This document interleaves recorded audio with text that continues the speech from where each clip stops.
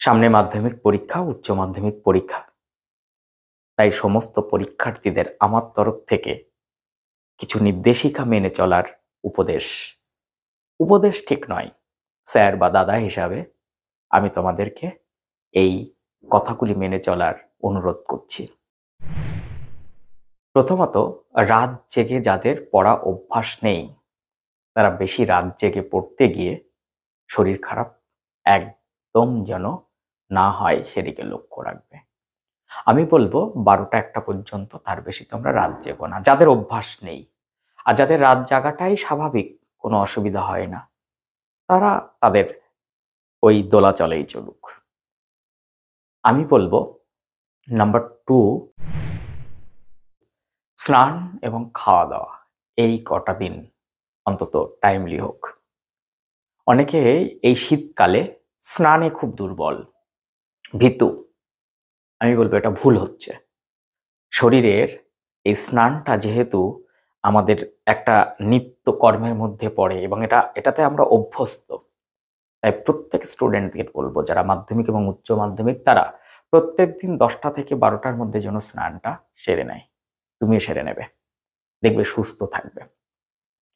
আর প্রত্যেকটা দিন আমি বলবো স্নানের আগে হাতের এই অংশটুকু, পায়ের নিচের থেকে কিছুটা অংশ আগে ধুয়ে সেইটুকুতে জল লাগিয়ে তারপরে মাথায় জলটা, হঠাৎ করে শাওয়ারের তলায় চলে যাওয়া বা মগ দিয়ে জল মাথায় ঢেলে দেওয়া বা বালতিতে ঢেলে দেওয়া, এটা যেন না হয়। পুকুরে স্নান তো প্রায় উঠেই গেছে। পুকুরে স্নান হলে কেউ কিন্তু আগে মাথা ডোবাতে পারে না, তাকে শরীর নামতে হয়, তাই শরীরের অংশ ডুবিয়ে তাকে কিন্তু স্নান করতে হয়, আগে কিন্তু শরীর ভেজে। এর একটা বিজ্ঞানসম্মত কারণ তো নিশ্চয়ই আছে। তাই পুকুরে স্নান করা সেই সমস্ত প্রাচীন মানুষ যারা 5 বছর আগেও পুকুরে স্নান করার একটা বিরাট চল এখনো আছে অনেক অনেক জায়গায়, বেশিরভাগ জায়গায় নেই, তারা কিন্তু অনেক সুস্থ ছিলেন, সুস্থ থাকতেন।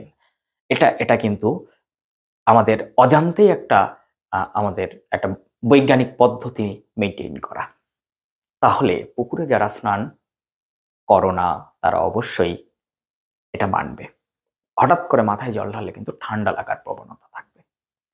আর একটা কথা বলবো, প্রত্যেক দিন ঘুমাতে যাওয়ার আগে জাস্ট 5 মিনিট বিছানাতে বসে চোখটা বন্ধ করে সারা দিনের কি করলে, কোথায় কি এগোলো, কি পড়াশুনো হলো, কি লিখলে, একটু ইমাজিন করার চেষ্টা করো। দেখবে তোমার পরের দিনকের পড়ার রসদ তৈরি করতে সুবিধা হবে, মনে রাখতে সুবিধা হবে। অ্যাট লাস্ট আমি বলবো, এই কয়েকটা দিন একদম ভাজাভুজি খাওয়া এই সমস্ত কিছু করো না। যতটা রিস্ক থেকে দূরে থাকা যায়, রিস্ক খাদ্য একদম বর্জন করে সাধারণ খাদ্য, সহজপাচ্য খাদ্য গ্রহণ করো। এবং অভিভাবকদের উদ্দেশ্যও বলবো, আপনারা এই সমস্ত আমার ছাত্রছাত্রী ভাই বোনেদের, আপনাদের সন্তানদের ভালোর জন্য এগুলো একটু মেনে চলুন। হুটহাট করে তাদের বিয়ে বাড়ি নিয়ে গিয়ে অনেক রাত জাগিয়ে শরীরটা খারাপ করাবেন না। আপনার প্রেসারে যেন সে সারা রাত জেগে বই না পড়ে। লক্ষ্য রাখুন তার শরীরটা খুব ভালো থাকা দরকার, কারণ একজন খেলোয়াড় যদি সুস্থ থাকে তখনই তার খেলার মাঠের গুরুত্ব। একজন ভালো স্টুডেন্ট ভালো পরীক্ষা দেবে যদি সে সুস্থ থাকে পরীক্ষার হলে। তাই তোমাদের সাফল্য কামনা করি।